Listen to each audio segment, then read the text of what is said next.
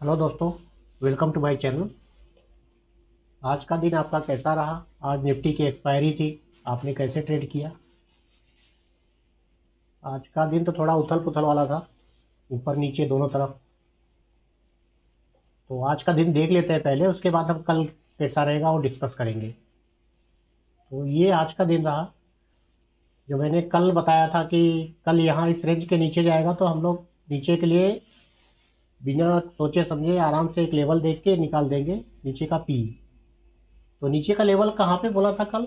कल 25,920 के नीचे बोला था। ठीक है। तो आज गैप डाउन ओपन हुआ, 25,920 के काफ़ी नीचे ओपन हुआ। 5 मिनट के कैंडल पे देख लेते हैं तो एग्जैक्ट हमें थोड़ा सा अच्छा रहेगा, हमें समझ में आएगा कि लेवल्स क्या थे आज ओपनिंग के। तो ये पहला कैंडल है, पहले 5 मिनट की। तो यहाँ पे ओपन हुआ, यहाँ पे ओपन होने के बाद मुझे उम्मीद थी कि यहाँ पे ओपन होने के बाद एक बार ऊपर वहां तक आ सकता है, लेकिन ये यहीं पे ऊपर नीचे होके वापस नीचे ही बंद, नीचे ही क्लोज दिया इसने। तो मेरी जैसी उम्मीद थी कि यहाँ तक एक बार आके फिर वापस जाएगा, लेकिन वहां तक वो गया ही नहीं। इतना सेलिंग प्रेशर था कि यहीं से नीचे चला गया, यहाँ से नीचे चला गया। यहाँ पे आने के बाद फिर सेलर, जो कल के सेलर्स थे, उन्होंने अपनी प्रॉफिट बुक की। तो यहाँ पे थोड़ा सा रुका, रुकने के बाद जो है नेक्स्ट कैंडल पे इसने वापस से नीचे की तरफ मूव कर दिया और यहीं पे हमारी एंट्री बन गई थी। यहीं पे हमारी एंट्री बन गई थी क्योंकि 25,920 के नीचे ऑलरेडी ये ट्रेवल कर रहा था, और साथ में यहाँ पे ये फॉलोअप कैंडल को इसने ज़्यादा कुछ नोटिस नहीं किया और यहाँ से सीधा नीचे निकल दिया। तो हमने पहले ट्रेड पे हमने यहाँ से यहाँ तक का ये पूरा कैप्चर कर लिया था।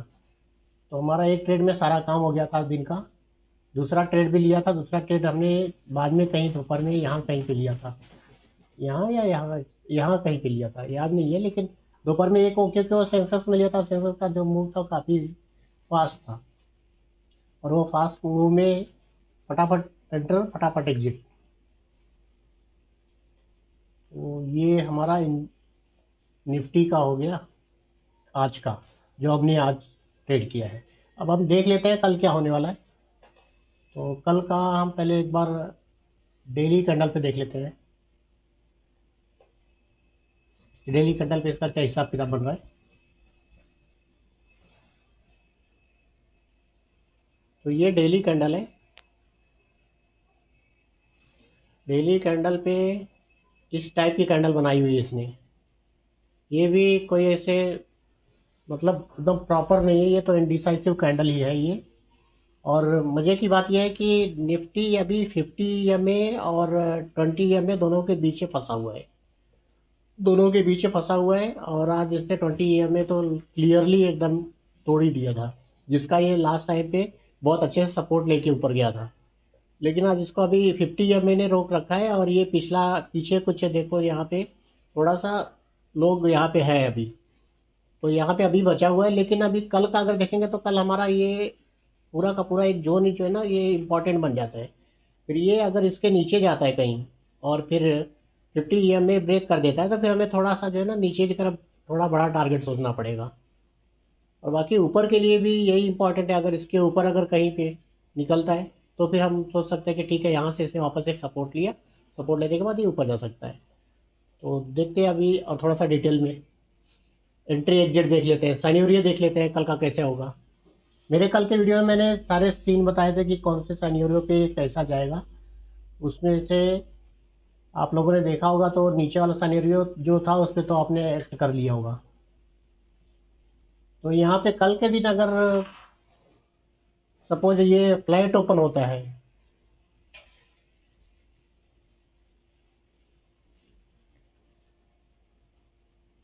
अगर कल के दिन मार्केट अगर फ्लैट ओपन होता है, तो यहाँ पे ये पूरा रेंज जो है कुछ करने वाला रेंज नहीं है, यहाँ पे कोई ट्रेड नहीं होगा, यहाँ पे ट्रेड नहीं होगा, यहाँ पे सिर्फ ये ऊपर नीचे करता रह जाएगा, ऊपर नीचे करता जाएगा। हमारे पास ऊपर का जो रेंज बनता है वो रेंज बनता है 25,900 का। 25,900 के ऊपर गया तो ही हम सोचेंगे कुछ। और बाकी छोटे ट्रेड मतलब कम पॉइंट्स के लिए अगर ट्रेड करना है, कम पॉइंट्स के लिए ट्रेड करना है, तो यहाँ के ऊपर अगर चला गया, यहाँ के ऊपर 25,750 के आसपास उसके ऊपर निकलता है, तो फिर छोटे पॉइंट्स के लिए ट्रेड कर सकते हैं। जैसे यहाँ से निकला तो यहाँ तक के लिए 25,850 से 25,910 तक के लिए इस लेवल के लिए कर सकते हैं।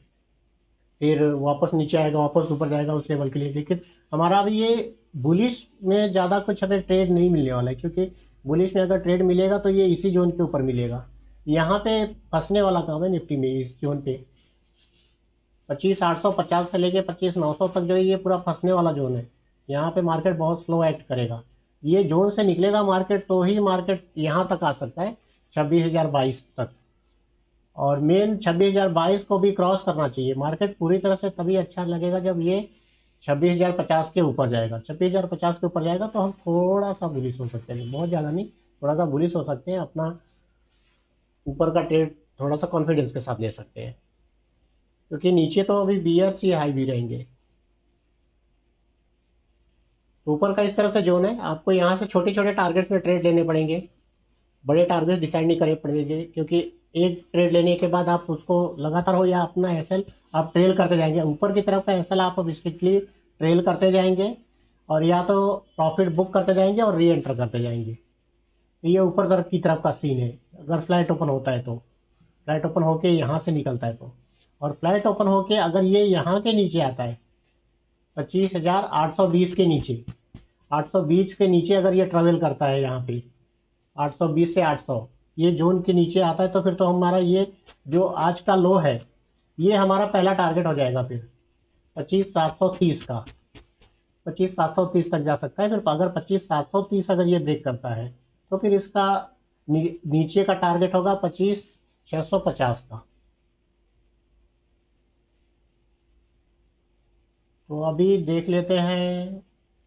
और दूसरे साइनोरियो, अगर ये कल गैप अप ओपन होता है, गैप अप ओपन होता है और यहाँ पे ओपन होता है, यहाँ पे अगर ओपन होता है गैप अप 50 पॉइंट, क्योंकि गैप अप 50-60 पॉइंट का रख सकते हैं, क्योंकि बहुत बड़ा ऐसा कुछ है नहीं।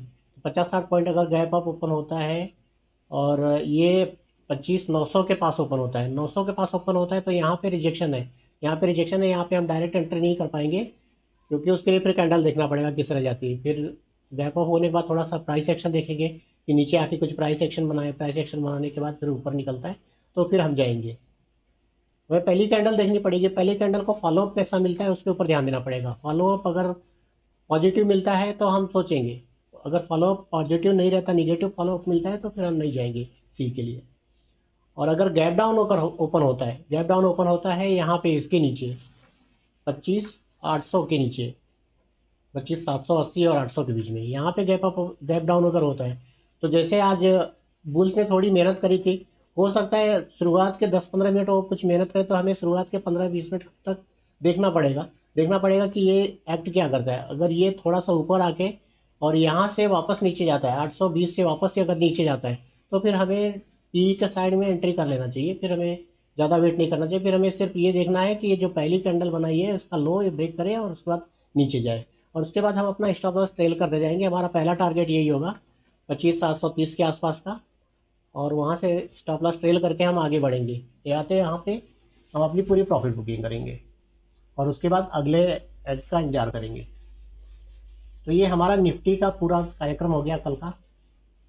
और अभी इस वीडियो के बाद मैं एक साइकोलॉजी के लिए एक वीडियो बनाने वाला हूँ, क्योंकि मैंने देखा है कुछ लोगों को प्रॉब्लम आ रही थी साइकोलॉजी से, कि उनको पता सब कुछ होता है लेकिन वो कर कुछ नहीं पाते। तो आप लोग ध्यान से देख लीजिएगा वो भी, अगर इसके बाद आता है तो इस वीडियो को तो यहीं पे क्लोज करता हूँ। कल का तो यही सेटअप रहेगा। आप लोग अपने अपने अकॉर्डिंग कर लेना। शुरुआत के 15-20 मिनट मार्केट एक बार पहले देख लेना, क्योंकि आज मूवमेंट ऊपर नीचे ज़्यादा हुई है। वोलाटिलिटी बढ़ती है तो वोलाटिलिटी बढ़ने के बाद फिर साइडवेज का भी चक्कर हो जाता है। तो थोड़ा शांति से करना, थोड़ा आराम से करना। अभी इस वीडियो को यहीं पे क्लोज करते हैं, कल फिर मिलेंगे।